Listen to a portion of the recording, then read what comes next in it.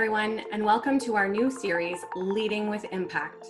I am your host, Samantha Brighton. I'm joined today by business consultant and leadership coach, Glenda Mitchell. Glenda's career has been in advisory and leadership roles across industries and sectors. Over the last 25 years, Glenda has been instrumental in driving strategic decision-making, initiating change, encouraging ongoing learning and growth. Thank you for joining us from Australia, Glenda. It's really awesome to see the sunshine on your side of things, so I'm really glad you're joining us.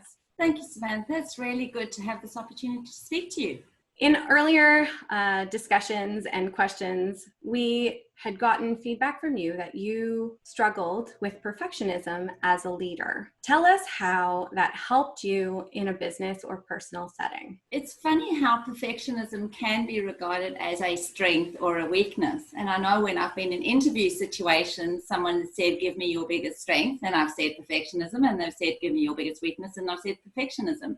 So I think the positives part about perfectionism is that it has enabled me to try and excel in my work, in my personal life, in my spiritual life, in everything that I actually embark on. So when I try and do anything, I try and be the best that I can and get better at it. The challenge that I've found is that sometimes I keep moving my own goalposts. So what I've had to get used to doing is setting short-term goals so that I make sure that I feel like I do achieve something. We're very good at doing that when we feel like we need to achieve more. We've kind of been programmed to perform. And if we've learned something in this pandemic is that maybe performance isn't the only metric that we should be using in terms of growth.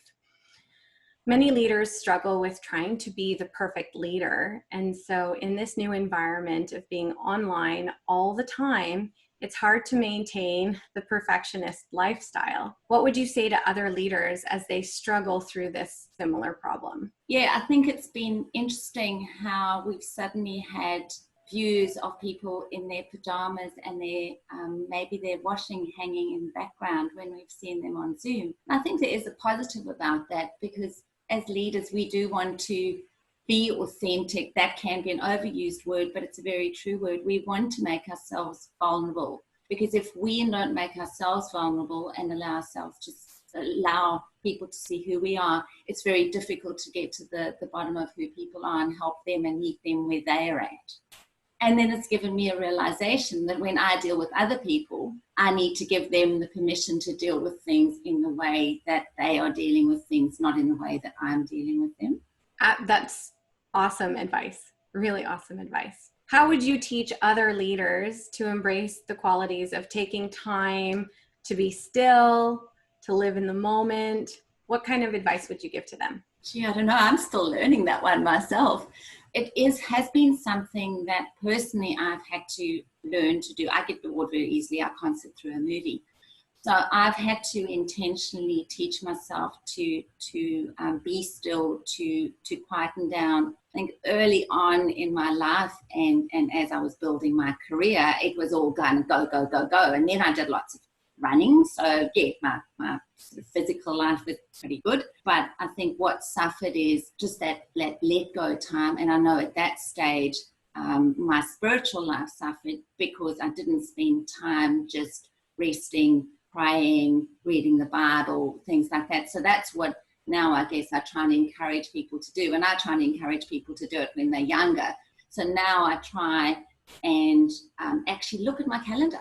And I work with other people and I do counseling and coaching work, for encouraging them to look at their calendar because what you spend your time on during the week is probably what your priorities are. It doesn't mean every day I'm going to have a balance of the perfect little life and I do try and actually spend the quiet time every day.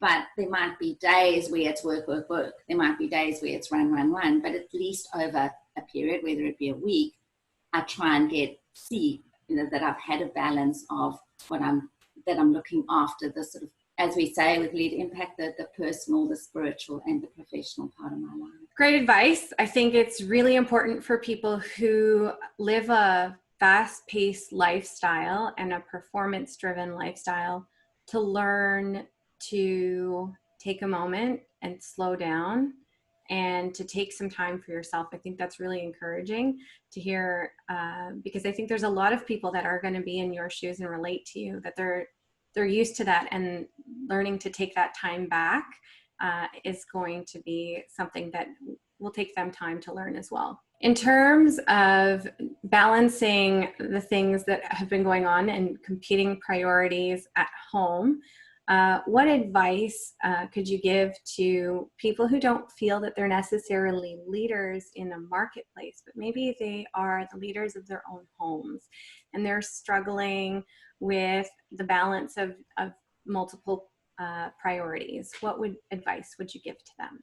I think particularly at the moment, because so many people are working from home, I think that balance of priorities is challenging.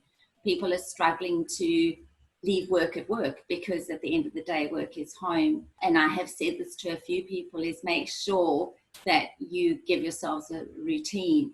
And so make sure that you know which is kind of work time during your day. Because my husband and I are working from home, I make sure that we actually say, I'm going to work now. And it's just being able to actually separate work from the rest of life. And I've just found that really useful for myself, and I think other people that I've spoken to have found that kind of routine useful. Absolutely. In terms of next steps and moving things forward and continuing to provide impact as a leader, do you feel that authenticity and vulnerability will have a bigger place in the success of businesses and people going forward? Great question. I really hope so. I hope that when we kind of go back to whatever the new normal, or actually it's probably not about go back, but we go into sort of the next stage. I hope we don't forget some of the things that we've learned through this process, where people, I think, have almost had to become vulnerable because they've been challenged in ways that they haven't before. And I think they've had to look within for some level of vulnerability and authenticity. And I do hope that we do actually keep some of that, let me call it, new humanity with us as we go forward.